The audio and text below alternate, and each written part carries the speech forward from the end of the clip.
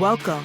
You're watching Rugby with Rifle, a podcast about all things rugby and life, with your host, Danny Pabone and Rifle Scudder.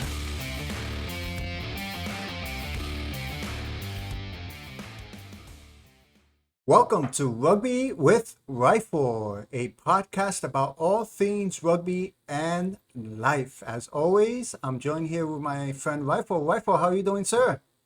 I'm doing well. Thank you, Danny. Very, very excited about this upcoming weekend for many, many different reasons, but all of them have to do with rugby. So it's good. Yes. And what Rifle is referring to, we are taking a trip. Rifle with his family, and then also a few other friends are going to meet up in the nation's capital, Washington, D.C., to watch the USA Eagles against England, the men's team, and then the women's team, the USA Lady Eagles against Fiji. So that's going to be a very, very, very exciting weekend. And then Definitely. many other games as well. So Yes. British and Irish Lions, you've got South Africa, you've got New Zealand and France. So there's a whole lot of rugby this weekend. Oh, yes. Yes, it is. And if this is your first time watching Rugby with Rifle, we want to say welcome. Number one. Number two, please subscribe, comment, like our videos in order to support and grow our channel. And this podcast is geared towards the American audience because, as we know, rugby is, well, I don't want to say it's not big in the US, but it is not in the same level as the NBA, the NFL, or basketball, or the other major sports. But hopefully that will change in the next few years. So please, like I said, subscribe, like, and comment. We'll really appreciate it. So, with that, in this episode, there was a lot of rugby this past weekend. Again, so much that we want to cover, but we have to pick and choose. But the two main things going off over the next few weeks, as you know, Rifle, are the teams that are playing the Rugby Championship, which will start next month in August 16th, to be exact. And, you know, those are the nations Australia, New Zealand, Argentina, and South Africa, all playing test matches in preparation for the Rugby Championship.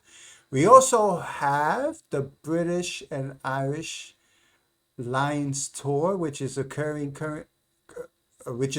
currently in Australia, and the Lions are going to be facing the Wallabies in the first test match of the tour. So that's going to be happening this weekend, along with us watching the US and men's and ladies. So like you said, Rifle, it's a lot of rugby this weekend. We're going to have to be watching the game and borrow cell phones from our friends in order to keep up with all the updates. So it's going to be a Yeah, very exciting six weekend. different phones, an iPad, a little computer, and then the game as well. So see what we can do.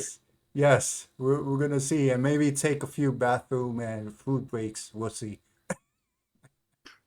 So with that, let's get right to it.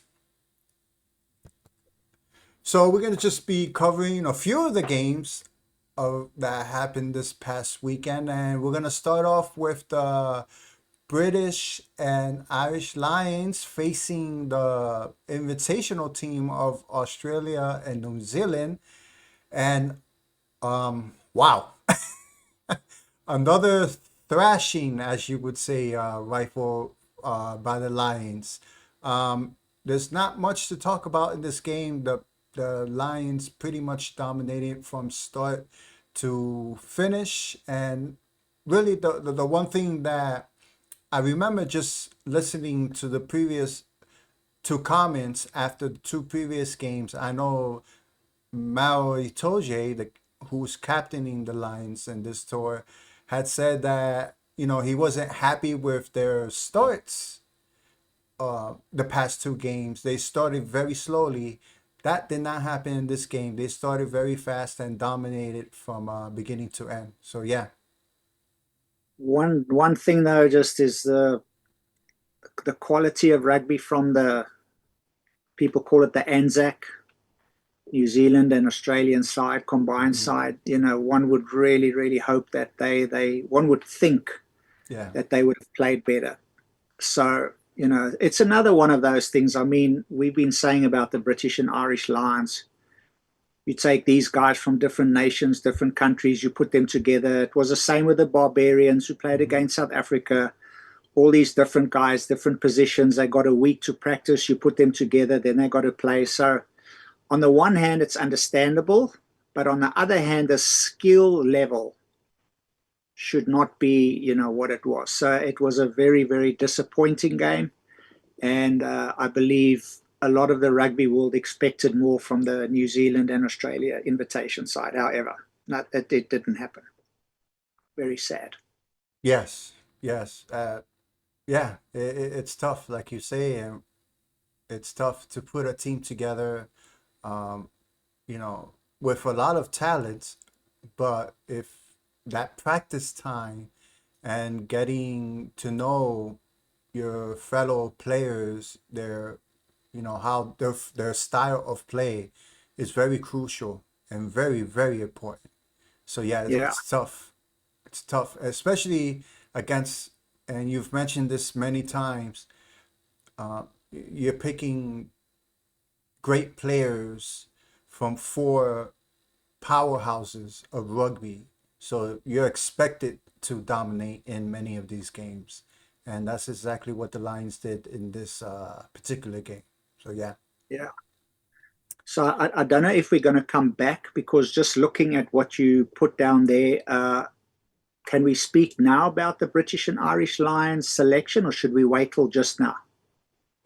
Yeah, let's if you wanna go, we could always come back. Sure, let's do that. So, No, no. The reason I'm asking is because just looking there, you wrote under there the score hat trick for Duan van der Merwe.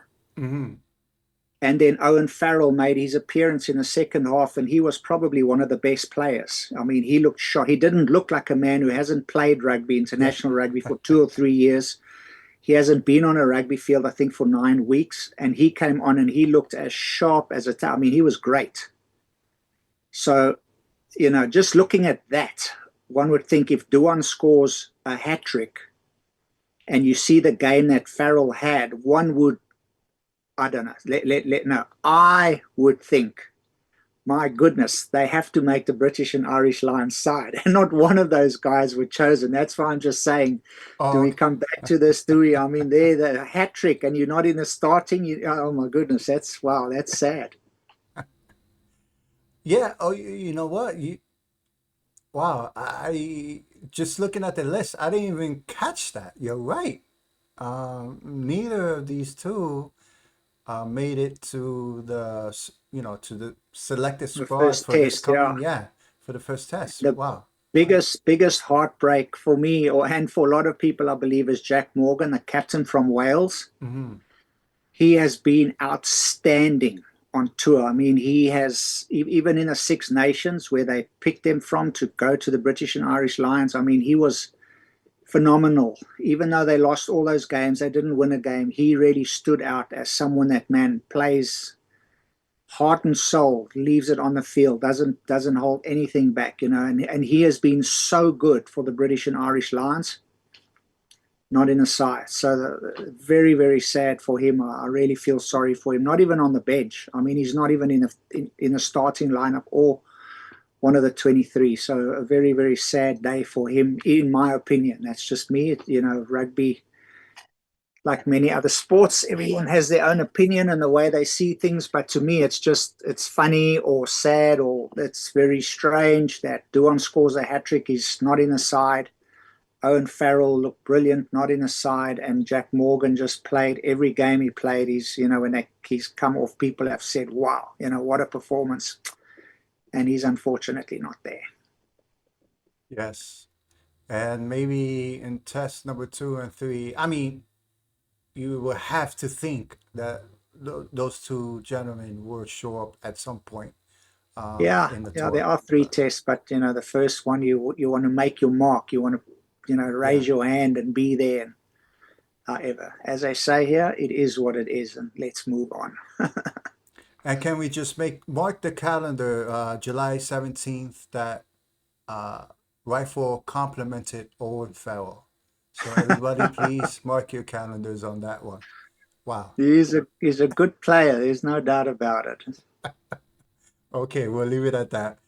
So our second game, Fiji and Scotland, and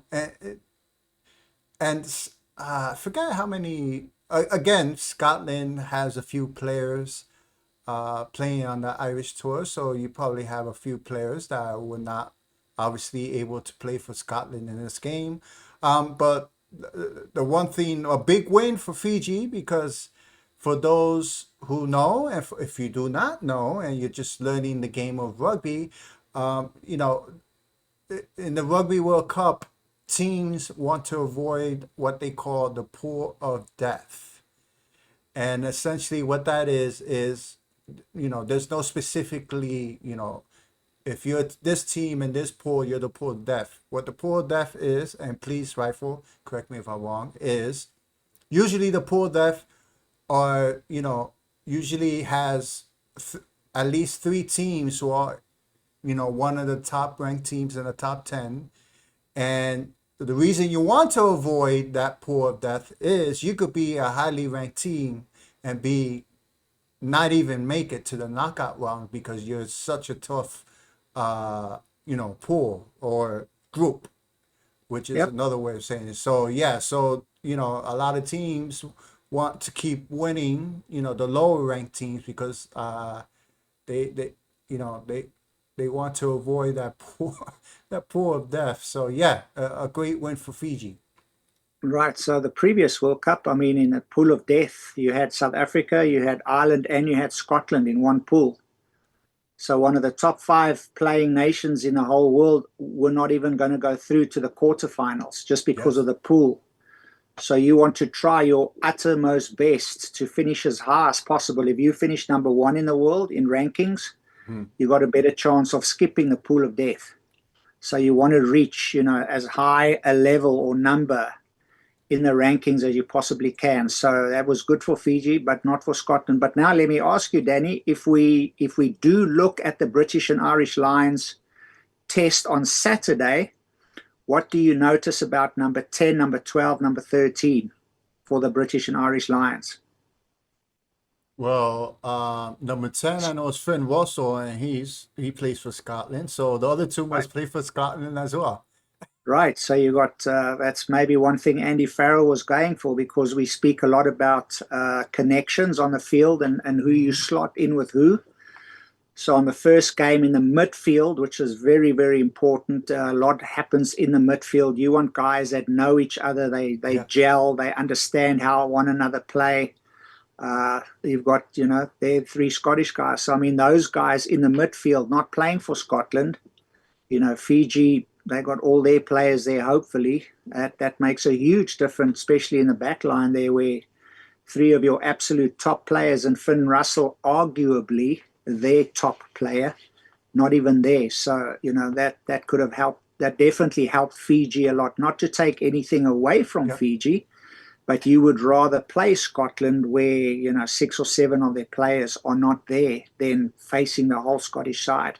Hmm. So well done, Fiji. They were given an opportunity, they took it, and they won. So, Scotland also, if you watch the game, couple of silly mistakes, giving away a penalty try, things like that. So they didn't do themselves any favors. But at the end of the day, well done, Fiji. 29-14 victory to them. Yes. Yes. And like you have just mentioned, yellow and red card for Scotland. So, like you say, that Yeah, that didn't help as well. So yeah. yeah, yeah. So next game, Japan and Wales. Wales finally, Yeah. break their losing streak. So the record losing streak stays at 18. Um, Although in the second half it was a little scary because Wales had like about 10-15 minute stretch of game where you just felt, oh no, not again. And but they were able to survive, and Japan got a yellow card, I believe in the second half, so they were down one man. So Wales was able to take advantage of the situation, survive, and get the win. So congratulations, Wales. You are a winner. Yeah, well done there. So it's 1-1 now. So the first game, Eddie Jones very happy with his team and so on, and then they lost the second one. So some good rugby. Once again, the heat and all of that, the humidity in Japan, absolutely brutal. Yes. But well done to Wales. So breaking their 18 loss streak, it's wonderful for them, and hopefully this can put some vigor in their step again, and make them play the way that they really can and improve. So well done to Wales. Very happy for them. Yes. Yes. As I am as well. As you know, I've been rooting for Wales ever since the Six Nations. I was like, come on, Wales, you got to get that win. And they finally Yeah. did. So congratulations to them. And then we have New Zealand and France. I remember you mentioning, Rifle, that this French team was going to be even more inexperienced than last week. So, yeah, definitely showed in this match. New Zealand pretty much, dominated the French, as was expected because of the lack of experience for the French side. So yeah, 43-17. Artie Sorrell was the captain. I believe their captain Barrett was injured, if I'm not mistaken. Got So Barrett, yeah, he's their lock, so he wasn't there. And New Zealand also in the same, as we were talking about positions, they've got to try and find out, mhm, especially now for the championship happening starting next month, who's going to slot in what jersey. So they're still playing around with some combinations. They're not 100% sure. Maybe number 10, do you play DMAC? Is he going to fit in there? You got Barrett. Then Barrett got injured, I believe, so he's not even playing this coming weekend. They got Rico Ioane on the wing. He played in the center at the World Cup. He's the one you would remember him. I told you about, a guy having with Sexton having a little tiff after the yeah, game. That's him. So he's playing on the wing now for them and not at center. So and then at fullback, Will Jordan, who interestingly enough this Saturday is not starting. I think he's on the bench, so starting someone else. But they still trying to find those 100%.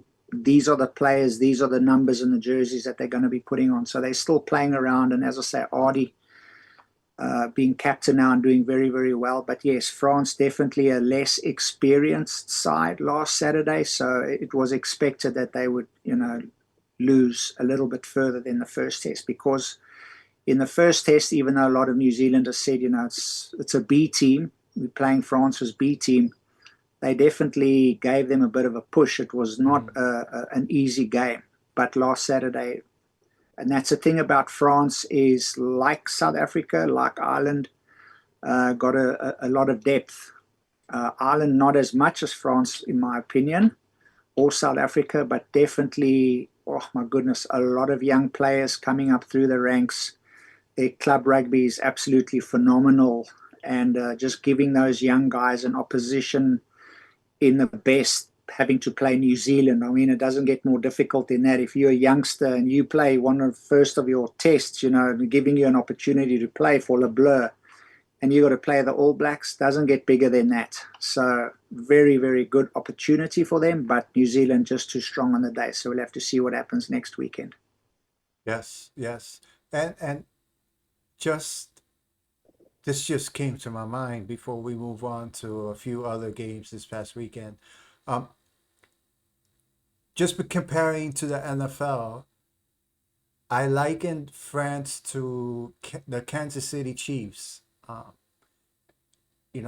you know, rightful Kansas City Chiefs, they're very offensive. They have a great coach, Andy Reid, and their offense They're quick. They try new things. And if you fall asleep, even for a split second, or you make a mistake, they are going to take advantage of it, and you're gonna feel sorry that you made that mistake. And then South Africa reminds me of the Philadelphia Eagles, in the sense that Philadelphia Eagles, were the Super Bowl champions this past season, are more physical, and they also like to try out new things, but they're more physical. If they need to slow down the game, they slow it down. If they need to speed up the game, they speed it up. So yeah, South Africa and and France reminded me of, a matchup between the Kansas City Chiefs and the Philadelphia Eagles. Two great teams that when they play is like you don't know what to expect. The only thing you Yeah. can expect is a great game. Yes, a lot of good rugby. So yes, so yeah, just like in that comparison to France and South Africa. So moving on to next set of games here, we have South Africa, Italy. Again, uh, South Africa dominates as expected. The highlight of this game most people are talking about are South Africa again innovating in plays. Some people are saying, they shouldn't have done that, as you know, Rifle. And some people are saying, wow, Rossi is just a genius of a coach. So yeah, Rossi added it again, innovating plays and just trying things out. And South Africa is so good that they are able to try out things, and the majority of the time it works out for them.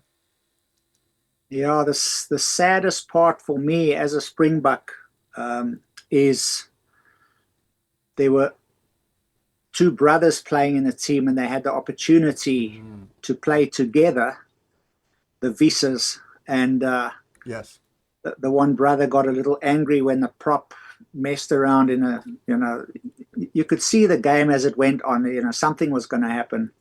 And he lost his cool and did a very, very silly thing, got a red card. So he was sent off. So now he got a ban. I don't know how long the ban is, but he can't play.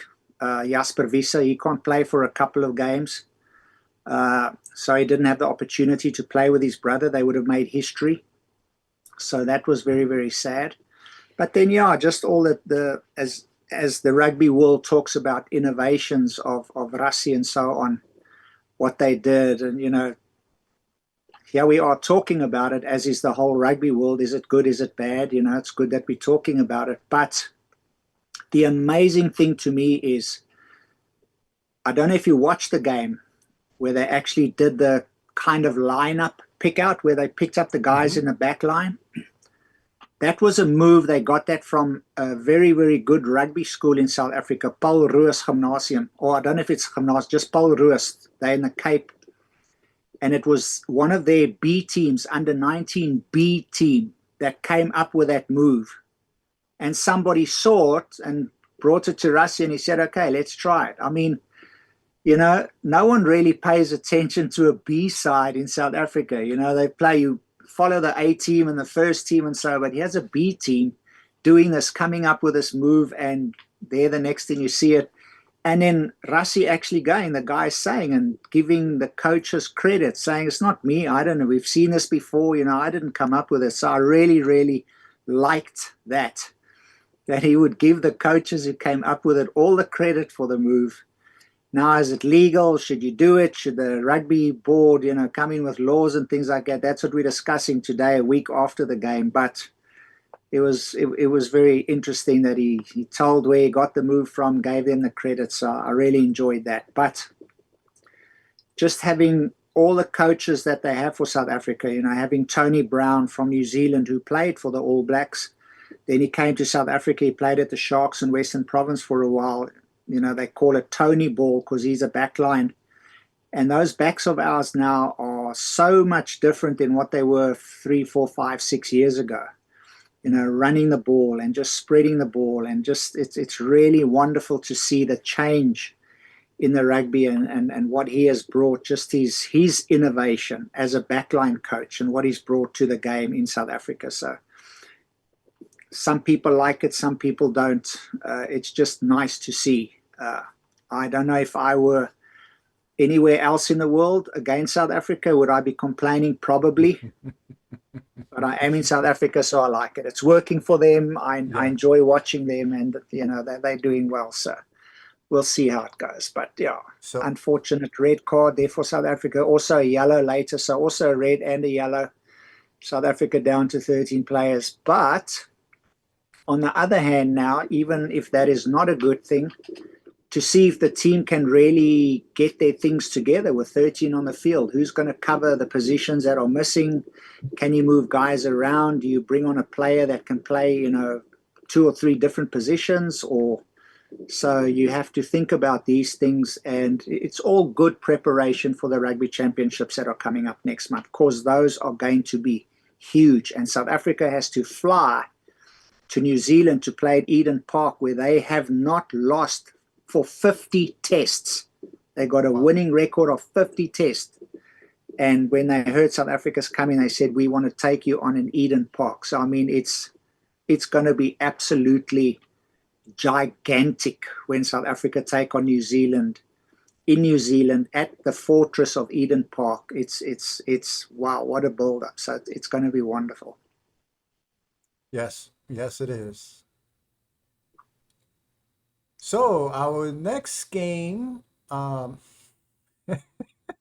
really nothing to talk about this game. I mean, wow. And what's interesting about this game is a good portion of the best players of Ireland are playing currently in the Lions tour, but yet somehow, and just for people who are not familiar with the game of rugby, Portugal, the country of Portugal, is an up and coming country in rugby. So, you know, one would expect Ireland, even though they have many players playing the Lions tour and then they play this game, one would expect Ireland to, beat Portugal, but not by this much. I mean, wow.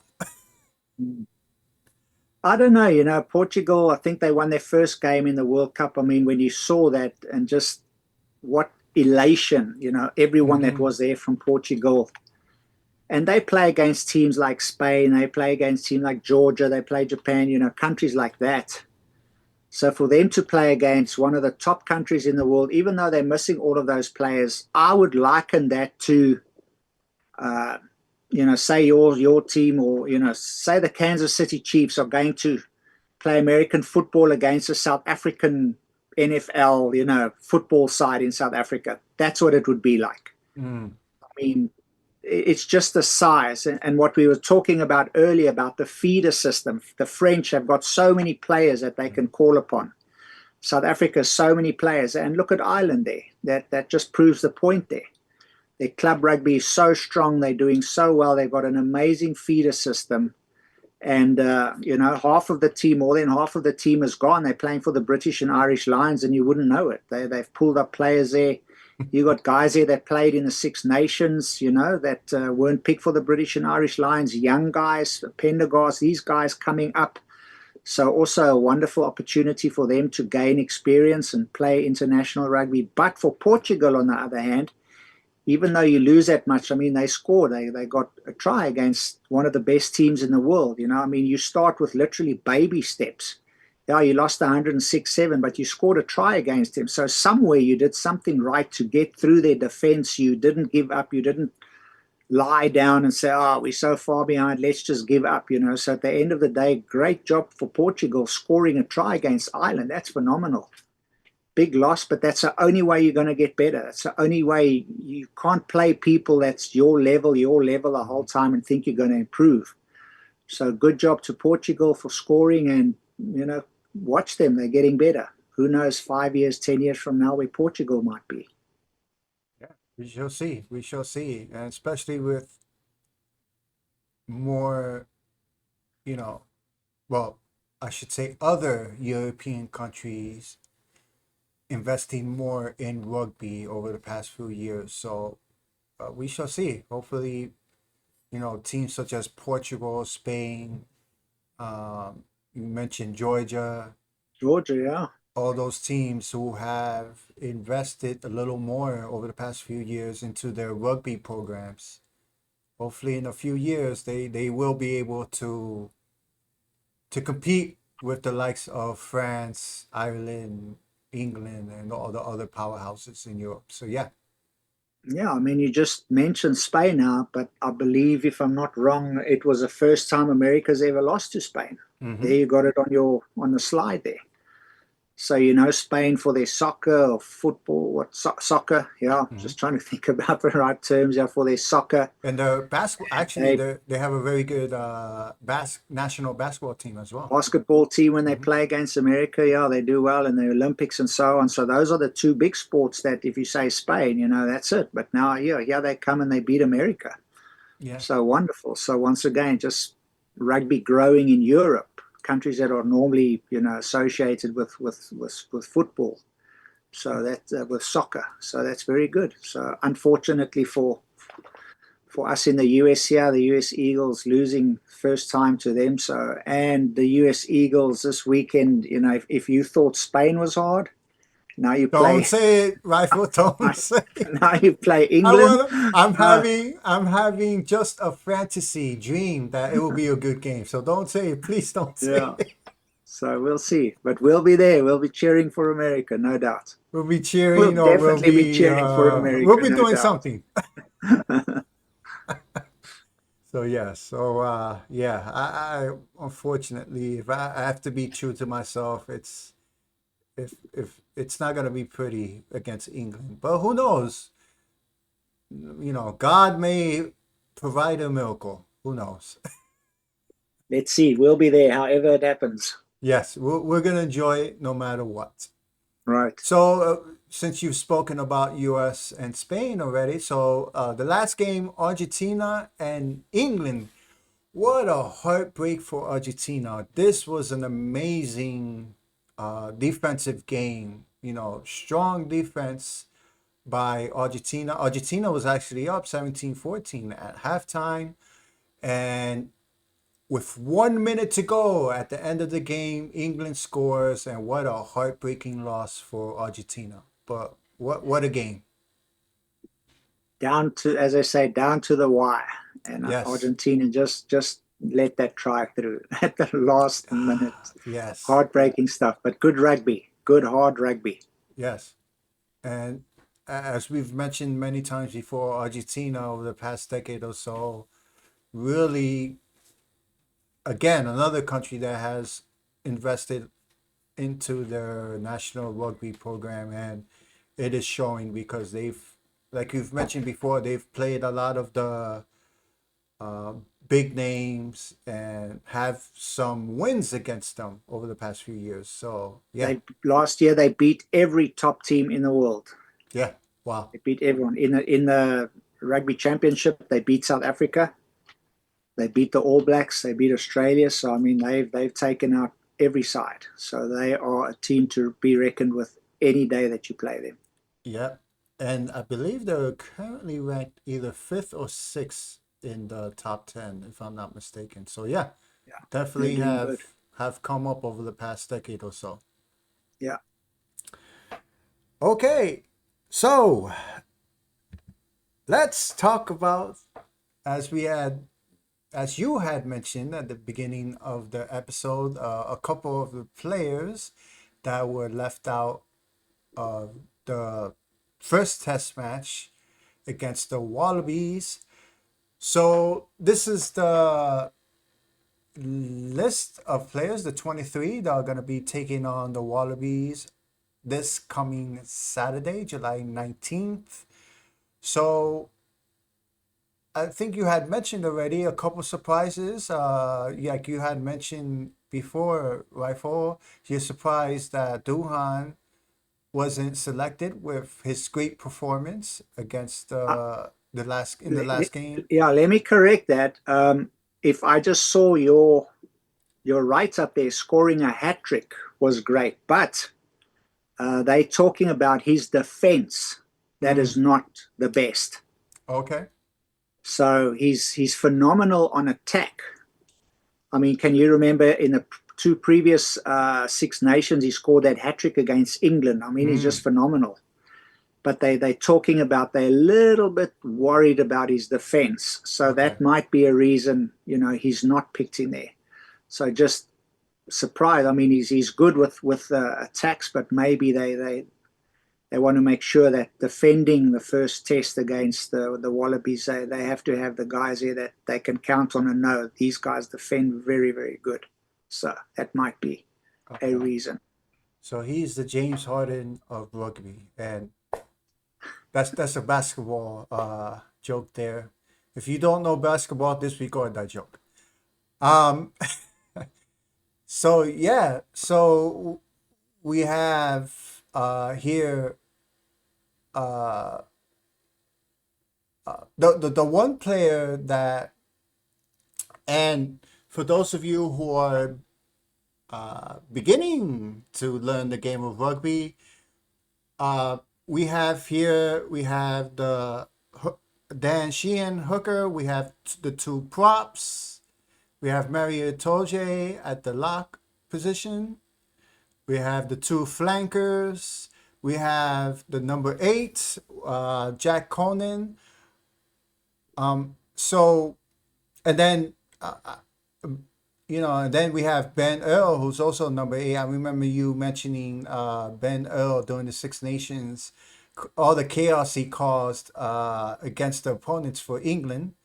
So Yeah, there's a lot of talk about the back row, which would be 6, 7, and 8, because you got Tom Curry, who they've obviously picked, so he's going to be the flank. But you've got Pollock, Henry Pollock, the young guy, who's the youngest guy. He's the one carrying around the mascot. I mean, he's been really good. There's a lot of talk about him.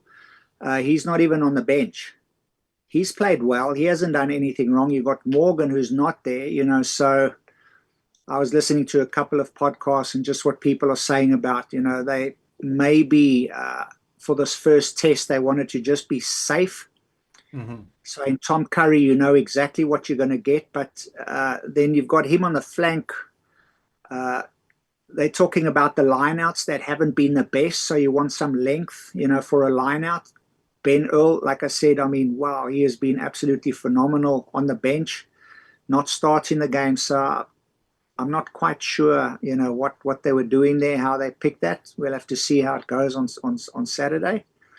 But those three, definitely 6, 7, and 8. They've got a lot of players there, and obviously you can't pick anyone. So we'll have to see how it goes. You got Josh van der Fleer from Ireland, who's not even there. So I mean, goodness me, there's some players that weren't picked that are just stellar in those positions. So Tom Curry, good, but maybe they're looking for a guy who's on the. He doesn't really what we call steal the ball, much. He's more, he tackles, he goes after the ball and does that. Maybe they were looking for a specialist in just, like I say, being safe. You know exactly what you're going to get with him, like with a Pollock, brand new, maybe never played at this level before. So his first game, could he be a detriment to the team if push comes? We don't know. So, there's so many things that go into picking a side. But we'll have to see how they go. But then definitely, as I say, 10, 12, 13 there, the 3 Scottish guys, and then Gibson Park, just scrum half with Freeman on the bench there. We'll have to see how it goes. But sorry, not Freeman, Mitchell. Sorry, Mitchell on the bench there from England. Freeman is playing on the wing there from England for them. So interesting. And then obviously Bundi Aki, everyone knows him. I mean, he's great. What a player. So were they trying to get 10, 12, 13? Were they trying to get the guys that know each other very, very well? Maybe a different kind of play. Bundi Aki is very, very in your face, powerful. He goes, he's a strong player. He doesn't muck around. He's big and he's strong. That they want to maybe bring him on later in the game if the guys are maybe tired. one doesn't know. We don't sit around the table when they choose the teams and the players. We just have to come up with our own reasoning and opinions for the side that they picked, and let's see how it goes on Saturday. Yeah, we shall see. And I'm happy. I don't know, for whatever reason, I was drawn to the play of Jameson Gibson Park during the Six Nations. I was a fan of his style of play. He's quick, very decisive. Um, like I have mentioned before, at least from my perspective, um, you know, I love his style of play. He likes to be quick and spread the ball. So, pretty happy that they chose him to be the starter at scrum half. We've spoken about Finn Russell quite a few times before. He's definitely there because of his experience and coming off the championship in the Premiership with Bath. So he's coming off a championship season, and then just one thing that I remember Bundi Aki from the Six Nations is I remember during one game he was bleeding profusely from his head. I think it was top of his ear, either his ear or top of his head. And blood was just coming down his face and filling the top of his jersey. And I remember just one of his teammates coming up to him and was like, "Man, are you okay?" And I remember Aki was like, "I'm good." Just telling Leave me him, alone. I'm good, I'm good." And then, like, literally 3 seconds later, he makes this, I mean, demolishes a play. I forgot who they're playing. Just tackles them and demolishes them. Like literally 3 seconds later. Yeah, So that I remember that Bundyaki, he's just a wrecking ball when he's out there. definitely. Yeah. So him on the bench there, and then obviously number 22 there, Marcus Smith. So he can, for Finn Russell, he can come up if something goes wrong there. If Hugo Keenan, who's the fullback, maybe he'll slot in there. Mm. He's one of those players that they've played in both. Uh, so for England, he has played both. He obviously, for his club Quins, he plays fly half. But we'll see where they want to bring him in, and maybe if they give him a chance to replace Finn Russell, or is he going to come on for Hugo Keenan? We'll have to wait and see what their game plan is. Yes, yes. So either way, a great team, like you say, playing with a few players that probably Andy Farrell just wants to test out for this first game. But you know, uh, uh, they obviously with a team like this, you're blessed with many great players with depth and everything. So that's the beauty of a team like this. So yeah, we shall Definitely, see. yeah. And now, what you will not know is because you are new to rugby is 12 years ago when the British and Irish Lions played against Australia, Hmm. they won, I believe it was 2-1. And it was in the last test that they won and just won. And Australia then 12 years ago swore 12 years from now, when we take on you guys again, it's going to be war, because they should have, could have, must have, won that. Mhm. And Australia at that stage, I mean, they were really, really, really good. And we know, and we've spoken about Australia in the last couple of years. And I think in a previous program, I incorrectly said that Joe Schmidt is staying till the World Cup. I think he's retiring after this. Mm. So he said he will take the Wallabies up until the British and Irish Lions, and after that, he's going to give it to someone else. He's retiring. But 12 years ago, there was a lot of bloodshed on that field, and the Aussies swore, when these guys come around again, we're gonna take you guys on. So obviously, we'll have to see how good they are. Just had a big injury, I believe, at fly half now for the Aussies. Mhm. So that's not good for them. So, I mean, all these things playing to the game, if you don't know anything, you'll just look at this game and not knowing what happened 12 years ago. So it's going to be very, very interesting to see what happens on the field on Saturday. And that's a great segue to presenting the starting lineup and replacements for the Wallabies. And you mentioned 12 years ago. It's funny you mentioned that because one of the players selected, James Slipper, who is a fan favorite in Australia. Just reading up on him, that's one thing that he brought up. That game 12 years ago, where I think the final score was like something like 41-16 or 17, something like that, which was a tough game, which is the game you just mentioned. Yeah. Uh, there was just, they were interviewing Jay Slipper, and he was making comments. He says, he remembers that game, and he's glad that he was chosen and able to play in this game. And hopefully, the Wallabies will be able to beat the Lions, and he could redeem himself in this game. So yeah, Take some revenge. Yeah, they joke about how old he is, and if he starts playing any longer, he's not going to wear rugby boots. He's going to have to wear slippers, and all the things they're saying about him because he's yes. been playing for so many years. So, 12 years ago, he was there, so he knows exactly what it's about. He wants revenge, so there's a lot of history to this game. Yeah, Oh yes. And just again, just mentioning the Wallabies, they have a player at number 8. Oh no, I'm sorry, not number 8. At number 6, no, Nick Champion, who is uncapped. So that was pretty interesting. He's gonna make his debut for the Wallabies.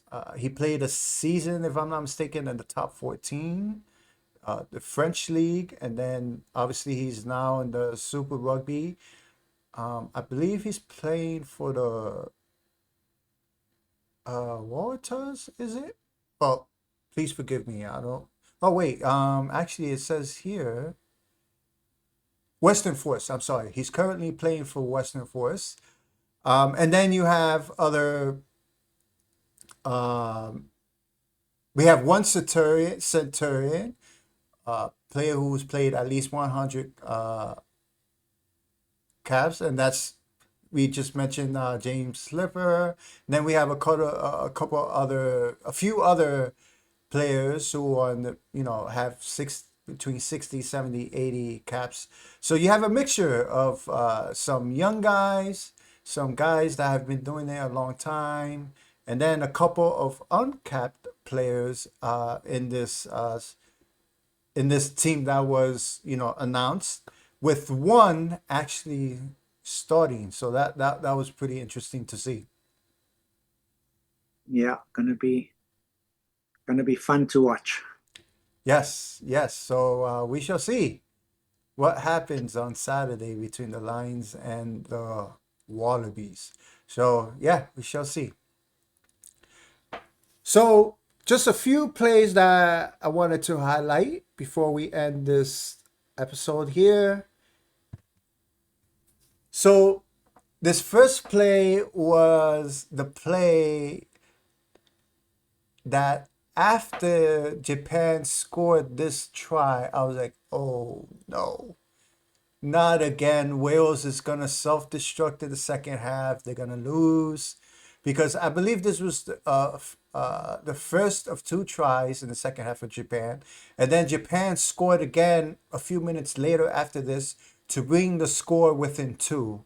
So at that point, I was like, okay, Wales is going to lose again. Oh, man, they're going to be 19 in a row. But Wales was able to score another try, hold off Japan, and win.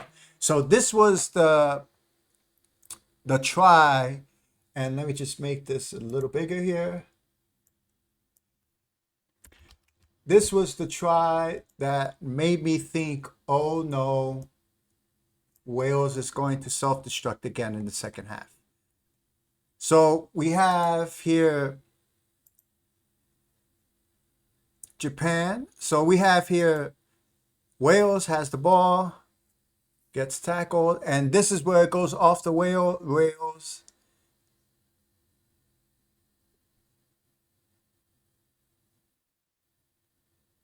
And and there you go. I don't know who Wales are playing next, but can you imagine if they did not win this game and they lost 19, and then their next game is against either Scotland, Ireland, South Africa, England, one of those top nations, and it just gets worse because then in the end of the year, you get ready for the end of the year, the autumn series, then you get ready for the Six Nations. So it's so good that it ended at 18. I'm very happy for them. Yes, it is. And just to replay this really quick, let me just fast forward this here. To be fair,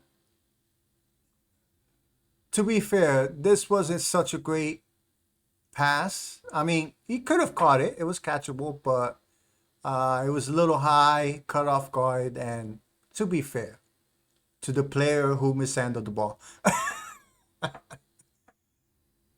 So our next play here is Fiji against Scotland, and Fiji scores here. And I just wanted to highlight this play here because, oh, here we go. There we go. Just to highlight, so this play starts as a maul. So you're thinking, okay, they're just gonna push, try to get closer, and then, boom, they spread the ball quickly. Nothing you could do about that. You get into a maul, they take the ball, and you just spread the field quickly. I mean, that's very hard to defend. Because as a defender, you're thinking a maul, they're trying to score, and then all of a sudden, boom, they spread the ball like that. That's very hard to defend there. Great score by Fiji. And just in order to make this go a little smoothly, we'll just go to Argentina and England. And this is the score to end the game. Heartbreaking loss for Argentina. And this is funny because I'm just going to play this play right here. So,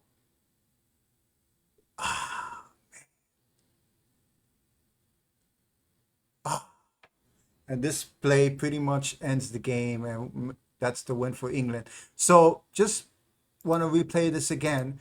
So right here, you think, okay, nothing's going to happen. Player falls. And let me just, right here, I want to highlight this. Look at that gap. What do you always tell me, Rifle? Yeah, straight line, no gaps in between. Otherwise, they're going to find them. And look at that. I mean, can you get any bigger of a gap than that? And that's exactly what happened. The Argentine defense fell asleep for a few seconds, and they paid the price for it. Yeah, it's like just like any sport. In this, you've got to play till the whistle blows, the final whistle. If you there's literally a minute before the game. Yes. You take your foot off the petrol, you think, oh, it's okay, and then the next thing you know, you've lost. So very sad for them. Yes. Well, bad defense. Heartbreaking loss. It's like in sports, like, well, I'm not a professional athlete, but if you were to ask 100 athletes, 99 of 100 would tell you, I would rather get beaten badly than lose a game like this at the last second. Heartbreaking loss. Yeah. And then the last play I wanted to highlight here. Sorry, everybody. Computer's acting slow here. Is U.S. against Spain here. The frustrating thing about the U.S. is they have moments of where you're like, I don't know. Again, just from an outside perspective, you're like, wow, is this in T-ball, when a little kid hits the ball into if they hit it into the outfield, you see all the kids in the outfield and from the bases run to the ball. Everybody runs to the ball at the same time. And you're like, no, everybody stay in your positions. Everybody stay in your positions. just watching the U.S. Eagles and a lot of the errors that they commit, you're like, ah, it feels like you're watching a bunch of 4-year-olds playing t-ball. Please forgive me, USA Eagles. Don't hate me. It's just frustrating at times. So in this play here, we have just a lot of mistakes here. So we have mishandle the ball, they kick. The US Eagles have a chance to get the ball, Oh, but gee. nope, they didn't get it. And then chase it down, and Spain From bad to scores. worse. Shame. Again, it's like watching a bunch of 4-year-olds at T-ball. Hopefully the Eagles play better this weekend. Hopefully. Fingers Yeah, we'll be crossed. there. They're going to do it. So, yeah, so those are the 4 plays I wanted to highlight in this episode. So, yeah, huge weekend for rugby this past weekend. Another huge weekend this weekend for rugby. So, a lot more rugby matches to be played over the next few weeks or so. So, yeah, a lot of great action this past weekend, and more great action to come in the next few months or so. So yeah, pretty cool. Mm. So with that, everyone, I hope you enjoyed this episode. Rifle, as always, thank you, sir, for educating me on the game of rugby. Very welcome. And thank you guys for watching. And I will see you tomorrow in DC, Mr. Danny. Yes, sir. I'll see you there. So hope you enjoyed this episode. Until next time, everyone. Take care. Cheers, everyone. Thanks. Thank you for watching this episode of Rugby with Rifle. Remember to press the like button and subscribe to the channel if you haven't yet to support this podcast.